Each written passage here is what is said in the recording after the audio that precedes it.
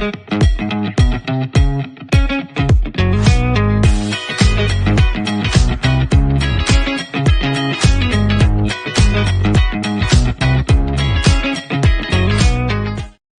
evening, welcome. Yes, it's Monday night, it's 7:30. My name's Phil. If you're watching this live, get your views in, get your comments in. We've got Leicester against Portsmouth coming up on Saturday, so lots to talk about on that. Now, as ever on these shows, what do you want to talk about? I've got a few things we can talk about tonight, and I'll go through them in a second, but it's all about what do you guys want to talk about. So comment your views if you're watching this live. Lots and lots of things to talk about. It is a Saturday night kickoff. Do you like those? Do you think they're great? Do you think they're rubbish? Do you prefer a Friday night? Do you think it should be 3 o'clock? You can talk about that. Famous games against Pompey. Can you name any famous games against Portsmouth? I can remember one in particular, but I'm sure there's a few. And how many players can you name that have played for both? I've got a couple up my sleeve, but I want to know what you think. And of course, we'll be getting some score predictions in. And I'll be sharing the link. So if you want to come on camera, you can do that, or just get as many comments in as you can. And we can talk about whatever it is you want to talk about. So join me, Phil, for the next 30 minutes here live on Leicester Fan TV. The Leicester City machine is on the march again. Leicester Fan TV presents a variety of content like fan discussions, match analysis, and engaging with Leicester fans worldwide. We want your views live, thanks to our sponsors, Everard's, Pucker Pies, Hologram, Take Me, Newbie & Co, and the Fox's Arms. Want to watch more content like this? Hit the like button. Give us your views. Hit subscribe to Leicester Fan TV and make sure to follow Leicester Fan TV on all socials.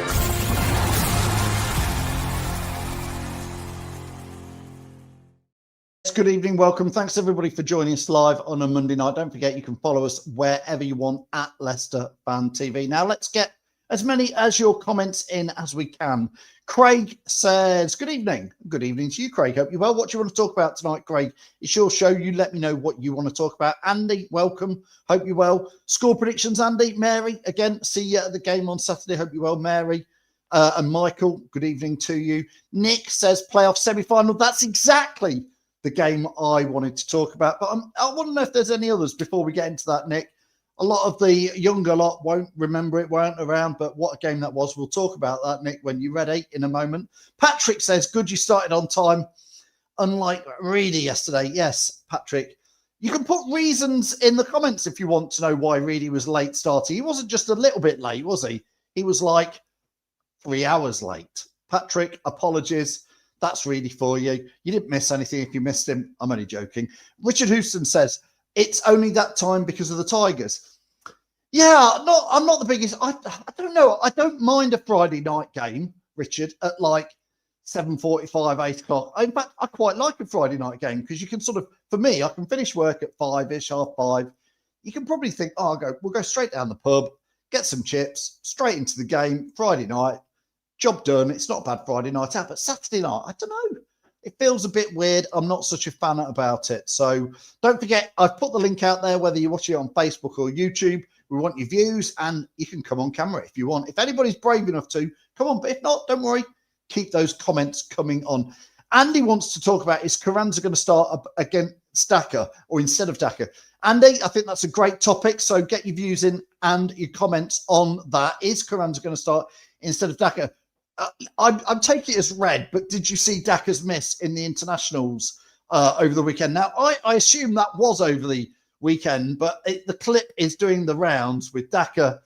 I mean, there was one comment literally made me laugh out loud because somebody, it's obviously Leicester fans putting it on there. Somebody said, at least Daka's consistent. He is consistent, but he missed a header, and I've got to call it a sitter from like 2 yards. I mean, I don't really know how you head it down and get it past the post from where he was, but did you see Daka's one? Andy, let me know, do you think Carranza should start instead of Daka? I'm going to mix it up.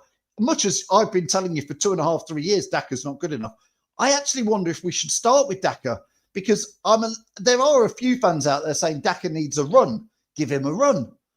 How are you going to know if he's any good if he doesn't get 4, 5, 6 games? So there's a bit of me thinking, I give him another 2 games because then he'll have had 4 or 5 on the trot, and if he hasn't got more than 2 or 3, you just know.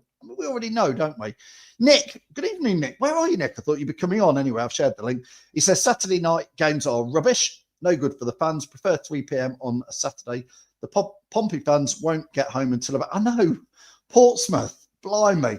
When they see Leicester at 3 o'clock on a Saturday, they must be going, great, we can all do that. And then when they say it's 7:45, I forgot it is actually because of the Tigers, I think. I thought it was for TV. Is it not on telly? Is it just because Tigers are playing their game, so ours has been switched? Nick says the Pompey fans won't get home until 1 a.m. As a football fan, it's wrong. But is it because of the Tigers? Let us know on that. Ian, good evening to you. Hope you're well. What's your views? What's your comments? Nick says really overslept. Kids today, Nick. Got no stamina, mate. No stamina. Jordan says, be watching the boys from Berlin this weekend working away. What a great city Berlin is, Jordan. I've been there twice for work. Both times I've been for work. It's a great novel for work. I'll give you that. What is it? Kaiser Street and all that for the beers. Enjoy it. It's good. It's a fantastic, Jordan, if you've not been before, there is amazing. It is an Irish bar in Kaiser Square underneath the precinct. Immense. Must go there. Take my word for it. Mark says, tall, quick centre-back and that elusive Vardy replacement in January. You've lost me there, Mark. I normally can get comments, but you have lost me there. Is that... Yeah, I'm not... Oh, he's talking about what we need to do, I think. Patrick says, bonkers KO time. Cannot catch train home unless leave on 80 minutes. That's the Pompey fans. I take it that is. Or is that you, Patrick, that you can't get home on time? Because the trains do finish early, don't they? Jordan's... sorry. Soon be Christmas, says Bazza. Thanks for that. Keeping the comments coming in there. Nick says, shall we club together and get Reedy an alarm clock? Yeah, maybe that is his Christmas present in there. Now, don't forget, we've got loads and loads of stuff to talk about. We want to know, what do you want to talk about tonight? It's your show. We can always talk about whatever it is you want. So please do keep commenting your views in there. What do you think? Here's a few things I thought of. What do you think about Saturday night kickoffs? Are you a fan of them or not? I'm sure some people love it. For me, as I say, not for me. I prefer Friday night kickoff, actually. God knows what a Saturday 3 p.m. kickoff is. We seem to get so few of those. Pompey games, famous games against Pompey. I can't think of many. But there is one, which Alan mentioned earlier, that I think some of you will remember, which is the playoff semi-final, which was weird for many, many reasons. So if you remember why that game against Pompey was strange, why it was great, who scored the goal, where we were, get the comments in. I'm not going to say it too much. I'm going to let you guys have a chat and we'll bring it up on screen. And a few players that have played for both teams. Come on, get your grey matter working. Name me some players who have played for both teams. I'm going to give you one here. Bit of a cult hero. Let's see if you can guess it. A cult hero played for both Portsmouth and Leicester. I think he played for Portsmouth first. He was definitely a cult hero at Leicester. Helped us in 1996. Well, his shin helped us in 1996. Who am I thinking about in there? And let us know your views and comments on any fans in there. Jordan says Nugent. Now, did Nugent play for both? I haven't got him down in my list of players who played for both, Jordan. I'm not saying you're wrong, because listen, I can't remember everything. But did David Nugent play for Portsmouth as well? Anybody confirm that? I'll take your word for it, Jordan, if he was, but that wasn't who I was thinking about. Nick Moore says he remembers getting soaked at Bratton Park a few years ago. Yeah, there was a tremendous rain one. Was that a 2-2 draw, Nick? Am I making that up? 2-2 draw. I'm not sure about that. Michael says Stevie Claridge. Yes, that's exactly who I'm talking about. Stevie Claridge played for both Portsmouth and Leicester. There's a few players in there, but he's definitely one. There's a few other names I've got scribbled down there. I actually did a little bit of preparation work for once tonight. Not much, but a little bit in there. Rudy, yes, Rudy's talking about, hope you're well, sir. Rudy, that game against Portsmouth, playoff final. Trying to remember the year. Somebody will tell me the year. What year did we play Portsmouth? We had to play away at Nottingham Forest. You can start to date it. Why did we have to play at Forest? Because what was Filbert Street was being knocked down. Now, was Filbert Street being knocked down, or was it the member stand was being knocked down for Carling stand to be built? I think that's what it was, wasn't it? I think the Carling stand was being built. Tom says here, what are your thoughts on ex-players and also Big Nige coming out and talking about Whelan? Do you think they'd do the same for Rudkin? Tom, I was on with Jono on Thursday on Fox's Focus last week, and Jono, this came up then, and I thought that, to be fair, I think Susan Whelan, has to be given a lot of credit for what she's done at Leicester City. Tom, I know a lot of fans will be like anti Susan Whelan, and that, to be fair, some of those chants, some of the ones were pretty ugly in my books. That's no need for that.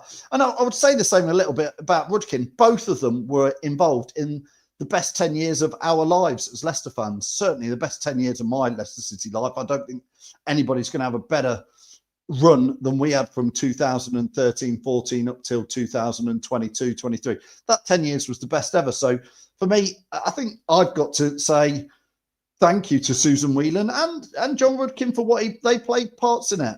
They did play parts in it. It's gone sour, so things needed to be changed. Would they do the same for Rudkin? I've got a feeling they wouldn't, Tom, to answer your question. What do you think, though, Tom? Do you think they would or they wouldn't in there? Nick says Claridge, Yakubu, Nugent all play for both. Thanks, Nick. Nugent, another one for Nugent. I didn't know Nugent played for Portsmouth, and I certainly didn't know Yakubu played for both. I always think of Yakubu. He had a little spell at Leicester and did quite well. A quick cult favourite because, again, unlike Yakubu, Patsandaka, these players, they're just not in the same. Anybody thinks Patsandaka's got anything about him. Yakubu just strolled into Leicester for a handful of games. I don't think he played many games. He came here pretty much on loan for a bit, scored some belters. But I always think of Yakubu at Everton and Leeds. I don't remember him playing for Portsmouth, but Nick, I'll take your word on it in there. Steve Claridge says, Jane, yes, indeed. Tom saying Stevie Claridge in there. Patrick says, first time sat in home end at Forest when Julian Joachim, yes, Julian Joachim, Patrick, scored against Portsmouth in the first leg playoff semi-final. So you were sat. So, Patrick, where do you mean by sitting? Let me know in your comments where you're sitting. I was standing in the Trent End. That's the only time I stood on the Trent End. It was a shed back then. To be fair, I hate to say it, but the Trent End, when it was that shed, was a great cop because it was quite a decent sized cop. A lot of Leicester fans in there. We were absolutely packed in the Trent End. And we'd spent years singing about aggro at the Trent End from the away end, but it was a good noise we made that day. And Julian Joachim used, again, Daka, Julian Joachim. You can't say these names in the same breath. Julian Joachim, what a goal that day. He scored some crackers. I'm not saying the one against Portsmouth was his best, but I remember we all went mental in the Trent End. A DISCO was kicking off everywhere. Where did you sit, Patrick? Let me know. Or did you stand in the Trent End? Nick says it was the Carling stand was being built. That's why we'd started to knock it down, and then we got into the playoffs. And then we knocked it down, so we couldn't play the home game in there. Nick Moore says the same. Carling stand was being built 93, 94. My memory's gone, Nick. My memory's gone. I think we won that. Then we beat Portsmouth at home or at Forest and away. Was that the Swindon year? 93, 94. Must be Swindon where we went on to lose. But again, it's grey. It's like squeaking in there. Let me know where we went on to. Jordan says, yeah, the Milan Mandaric derby this Saturday. I think that's a great shout, Jordan. It certainly is. I've not heard anything yet. Has anybody heard anything from Leicester City officially from the club to say that anything is being done to commemorate Milan Mandaric? Obviously, played a big part at Portsmouth and at Leicester. So if anybody has heard anything, let me know. I did hear that they're going to wear black armbands, but I was kind of hoping they would do a little bit more than that because of the part he played, certainly at Leicester, to salvage us pretty much from administration and then put us in the very safe hands of Convici. So Milan, I'm not saying he was perfect, but he certainly, I think he looked after Leicester. And I know he did. He probably his most famous club he looked after was Portsmouth in there. Nick says, while Susan Whelan has done some good things, she's also done some bad things as well. I think this is what I say, Nick. I think recently it's soured. It gone off the boil. As you say, I think we'd been found out. Our model of buying cheap, unheard of players, having a Midas touch and turning them into great players that we could sell on. Those days, listen, they tried, Susan Whelan, Rudkin, Leicester City, we tried to buy players like Slimani, Musa, Daka, Sumari, all these players that were on big money, big buys. It just didn't work. And because not enough of them had got enough blood, guts and glory to be in a team like Leicester's, we needed more than just players who are going to stroke it around. And again, it sounds like it's a Patson Daka lay into, but the guy's quite happy to run around, have a smile, enjoy his life, get paid a lot of money.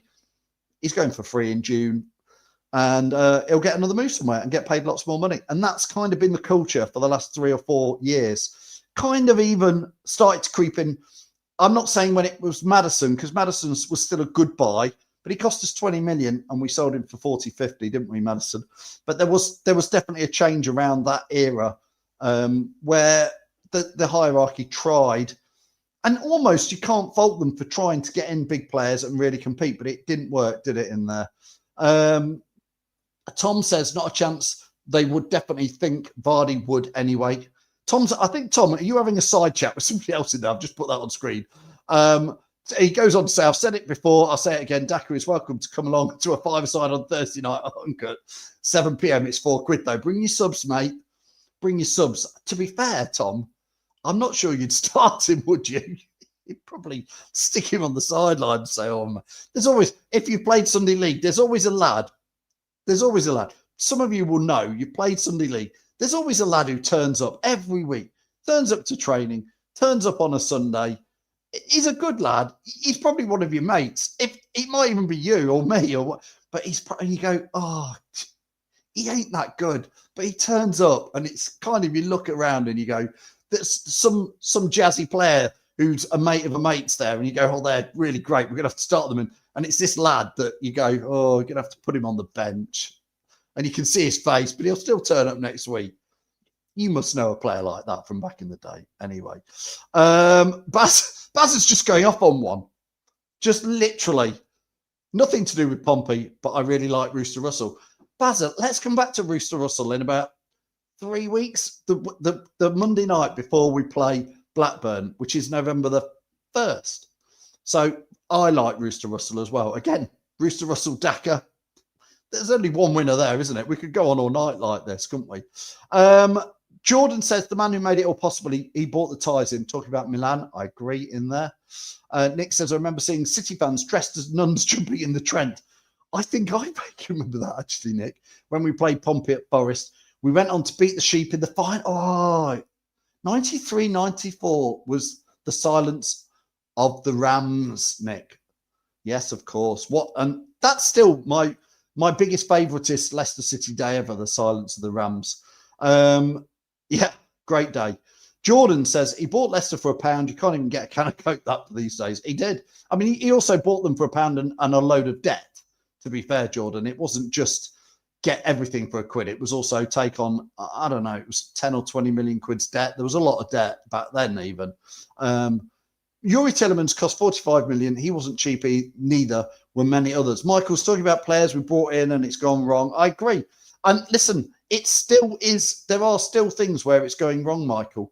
Look at the players in June who are going to go for literally nothing. Patson Daka being one of them. There's a whole heap of players who are going to go for free in June. And you go, wow, we've not only have we paid 20, 30 million for them, but we've also paid them 10, 15, 20 million in wages and they're going. So I think, to be fair to some of the club, this summer has been the start of the clear out, and I hope, have put players on sensible wages for this season. Joe Mattock played for both City and Pompey, says Patrick in there. We were talking about players that have played for both teams. Come on, let's get some more in there. I'm going to give you another one, a clue for another one. This guy, I thought of this player, and he played, in my mind, he came to us from QPR. He was a fullback. He certainly played in the Greatest Escape season. I think he started the season for us when we won the Premier League at fullback, for Danny Simpson to come in and pretty much oust him. And then I think he left us. In the Premier League winning season in January. He certainly didn't get a player's medal, and I forgot he was part of the team that played at the start. He played for Portsmouth. He played for Leicester. I always think of him as a QPR defender, fullback, and then he came to Leicester. He gave a bit not that dissimilar to mine, i.e. old and grey before his time. His first name was Paul. Anybody got that yet from who I am saying in there? I can't say, not Simpson, no, not Danny Simpson, no, it was before Danny. It was literally who Danny Simpson played. Jimmy's saying Richie Delat. No, not Richie Delat. He didn't play for them both. His surname began with a K. It was Paul something K. I can't say much more. You've got to get it from that. Anyway, I didn't realise he played for Portsmouth as well as Leicester when he was younger, before I think QPR and all that. Everybody's going for Richie Delat. Maybe I've given you the wrong clues. I didn't prep up clues. Paul Konchesky says Chris. Yes, thank you. Well, my clue's not good enough. Chris has got it. Thank you, Chris, for digging me out of that hole. It was Paul Konchesky. Chris Wood also gets it in there. Yeah. Paul Konchesky played for both teams. Anybody got any? Thanks as well. You're getting it now. That's it. You're getting it. Any other ones? Here's another one for you. Another player who played for both teams. And again, I didn't know this one, but the legend at Leicester City, our current club ambassador, played for Leicester, done everything for Leicester, apparently played for Portsmouth as well. Who am I talking about? It's pretty obvious, isn't it? He had a loan spell there in his younger days. So he also played for Chelsea, but he played for Leicester famously and is our current club ambassador. So the Birch, says Jordan. Yes, Alan Birchnell, apparently. I had to do some research, but apparently played for Portsmouth as well as Leicester City in there. So keep getting your views in, keep getting your comments in. We're almost at the time now where we can talk about score predictions and team selections. So who do you think should start? We started that debate a little bit. Do you think it should be Carranza or Daka? So put in the comments now, would you start with Carranza or Daka? That's one debate I think we should be having. I'm kind of split because I don't rate Daka, but I'd almost want to see him get another couple of starting games just to prove to everybody who thinks that he can do it, he can't. And if he does, I'm happy to be proven wrong. And also some of the other debate is about, how do you squeeze Aaron Ramsey in there? Do you think that's the right sort of move to do? Mavididi, is Mavididi injured? I've seen some of his Instagram stuff, and I don't know if he's just saying he's training hard or he's coming back from a little injury or something. But to carry on with Monga and Batua, some of these guys have been off on international breaks. So do you give people, the 7:45 kickoff on Saturday will definitely help us give people a little bit longer. Also, just wanted to say, I watched JJ play, JJ 2.0, play against England last Thursday. And he came on, had about 20 minutes or so, but I thought he looked really good against England. I thought he definitely came on and looked strong and powerful around the game. Can't stop enjoying what I'm seeing from JJ. So I'm sure he's going to be another starter. But how would you change the team, if at all? Do you stick with Wout Faes at the back there? Do you think, yeah, we've been doing all right? We've only, we've not lost much recently, not letting that many goals. Do you stick with Faes and Vestergaard at the back? And against Stolicic, I actually think has been playing really quite well. And a little bit not getting that much praise for it. So I think he's done well over the last couple of games in there. Craig says he would definitely get Carranza in, not Daka. I would. My head says that as well. I agree with you. Nick says start with the same team, Leicester 3-1 Leicester. So Nick, you are saying continue with Daka, because I do hear what people are saying. Reedy was saying in the office today. I said, what does Daka actually done in the last 2 games? And he said, well, he's run around a lot. And I went, yeah, but I don't remember him getting actually on top of the ball very much. He did, of course, against Wrexham, assist for JJ's goal. So he, maybe sometimes you need that player. I'm not saying Daka's like Okazaki, because he ain't. There's Okazaki every day of the week and there's Daka not. But maybe sometimes you need that player who's going to give you a bit of glue around the game and makes it better without you realising. Stephen says just Daka with laughing emojis in there. Bazza saying Jack Froggatt in the 1954 season played for both. Bazza, you could be right. You could be right indeed there. I think Matty Fright played for both teams, if I'm honest. I've got him down on my list. Matty Fright played for both. I didn't know that either. That's a lot of the players. First names to be on the team sheet is Jordan James class. He is. Says Jordan. Yeah, I would agree with you, Jordan. I think JJ has to be there, and I'm sure he will be. Michael says he would never play Wout Faz again. Why, Michael? Why would you? I mean, dived in for against Swansea for that penalty a little bit. I thought a lot of us, or I think that a lot of us thought that Ben Nelson would get a sniff. And I think when Ockerley started the season, a lot of us thought it would be Ockerley and Vestergaard. But it seems to have gone back quite quickly to Vestergaard and Fies. So, which kind of feels like nothing's changed from last year and the year before. But they're both seasoned professionals. So maybe Marty is seeing more out of them. Nick says, here's his team. Jacob as goalkeeper, Ricky P, Vestergaard, Fies, Thomas, Winks, JJ, Munger, DeCorva, Reed, Fatwa, Daka. Yeah, DeCorva Reed's, again, another one who's had a bit of glue about him there. Not been outstanding, but also not been bad. Bobby DeCorva Reed, you kind of think he's that 6 out of 10 player, but nowhere for Ayew in there. Bazza says Daka to start and score a hat-trick. I'm just waiting for the tumbleweed, Bazza. I can't see that. I genuinely would love it. I'd love to see Daka get a hat-trick. I'd love to see him do all his... He does this. Does he do this when he scores? Is that right?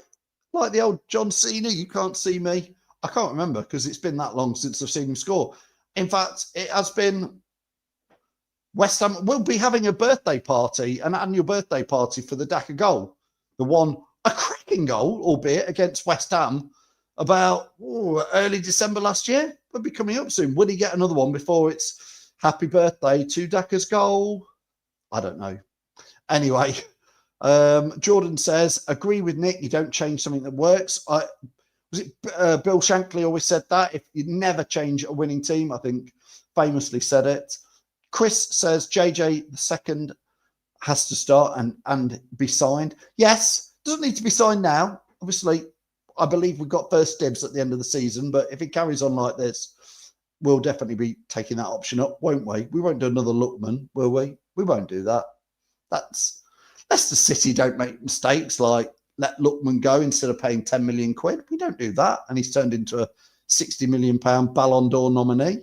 We wouldn't do that. Patrick says 3 games in 7 days with plenty of changes coming up. Yeah, there is 3, isn't it? It's Portsmouth on Saturday. It's Hull on Tuesday. So there's a very quick turnaround there to Hull on Tuesday night. And then, who have we got the following Saturday? I guess that's Blackburn, isn't it? That's the Blackburn game on the 1st. Michael says he's crap under liability. Nick is, Michael's responding to his, I would never play Wout Faz again because he's crap under liability. That's fair enough. That's fair enough, Michael. Chris says, but it wasn't a penalty. Bays was unlucky. I have to disagree, Chris. Whether it was a penalty or not, I think there's no VAR, and I think in real time, it looked like a penalty. Bays wasn't unlucky. He went diving in there, and he didn't need to. So I think in the end, if you look at it, a VAR with 5 angles and in slow-mo, you'd probably go, it's not a penalty. But in real time, Bays just goes absolutely bombing in there and doesn't need to. I don't know what, again, it's just a bit loony, some of the stuff he does at times. Daka will get a brace on Saturday, says Stephen. I mean, for his smile when he misses again. Yeah, he got to give it to him. He's consistent. He consistently misses and he's consistently happy. Fair play to him. Living his best life. Mind you, if anybody wants to pay me 60, 70, 85 grand a week to be pretty crap at my job, I mean, I'm pretty crap at my job and I don't get paid that much. I'm sure lots of us would hold your hands up and go, yeah, I've not had a great week, but the pay's rubbish, so I try my best. Whereas Daka's just like, I've just missed the goal again. Ka-ching. Anyway, this was not meant to be a Daka night tonight at all, but Nick Ball says, I think we look better without Ayew. I kind of know what you mean there. I kind of know what you mean. He says he drops too deep so the centre-backs can step up. And this is what Reedy was saying to me earlier, is like, You've got Ayew, who does get involved a lot in like that ring sort of around, but that ring is like right where my face is, like there should be like where your striker is, and Ayew's sort of around here and back there, and he's doing loads, but you kind of go, at least Daka just runs around this area. Daka couldn't even score a hat-trick in an open net. Literally at the weekend, if you saw that clip, you know he's right. Don't forget, just before we finish off, let's have a blast through everybody's score predictions. We've got literally a minute left. So put in here, what do you think the score is going to be against Portsmouth? Because really, I would say we should beat them at home. We really should. But it's very, very close. They're only 4 points behind us. They did beat Middlesbrough on the 4th of October. So just literally about 9 days ago, they beat Middlesbrough, who are like in the top 2, aren't they? So that was strange. But they've also had some other strange results where they've sort of drawn with Watford. They lost at home to Sheffield Wednesday, and they lost away to Ipswich, but they beat Middlesbrough. I think that's how this league is going to be. So just very, very quickly before we go, give me your score predictions in there, and let's get a few of them up there. I use a decent number 10 in the Championship. I agree, Michael, he is. He's not a striker, he's a 10. Here come the score predictions. 3-1 says Nick Moore to Leicester City. Craig saying 2-1 to City. 3-0 says Neil. Mary's saying that I scored a goal in the internationals. Well done, Tim. That's always good to see. Michael says it depends what Leicester turns up. Yeah, I know what you mean. I don't think any of us at the moment would be putting lots of money on a particular outcome of any game for Leicester, because it really could go either way. Chris says 1-1 international Russ will be on again. It did feel like it was the wrong time for us to maybe have a break. 4-1 says Wayne. Good evening, Wayne. Hope you're well. Nick saying 3-1. 2-1. Not got many goals in the side and always liable to concede, says Jordan in there. 5-0 to the Filbert, says Baz. Thanks, Baz. Cameron says 1-1. Richard says a comfortable win. I know what you mean. I did say that to the lads in the office today. I said, I know we beat Birmingham 2-0. I don't think that was that comfortable. And I know we beat Swansea 3-1. I don't think that was that comfortable, because I think we could have drawn that. I really do, against Swansea. I said I'd love to see us really make a statement against somebody like Portsmouth. And the final score prediction is Alan Jones. Thanks, Alan, for that. He goes 3-0 to Leicester. So it's going to be an interesting one. Thanks for all your score predictions. Don't forget that this week we've got coming up on Leicester Fan TV, we've got the Fox's Focus show on Thursday at 7:30. On Friday, we've got Tactics Talk. We've got match reviews before and after the show, and the famous Aftermath show should be starting at 9:30 on Sunday. Should be, if Jamie Reid... Should I give everybody Jamie Reid's phone number so that you can all call him, WhatsApp him, send him a message at 9:25 to make sure he's up on time? The only other one that this reminds me of, by the way, yesterday, is when Jamie from the Fox's Arms got the time wrong because the clocks had gone, I can't remember if they've gone forward or back, but it's one of my favourite ever clips in doing this for 10 years, was watching Jamie from the Fox's Arms literally looking around going, live on air going, well, what time is it? Because everybody was saying, why have you started now? And you could see the penny drop on his face. I'll have to share that clip again in there. Now, just before we go, we ran a competition for Pucker Pies for your Leicester City photos throughout the season. Now, here's some of the best ones.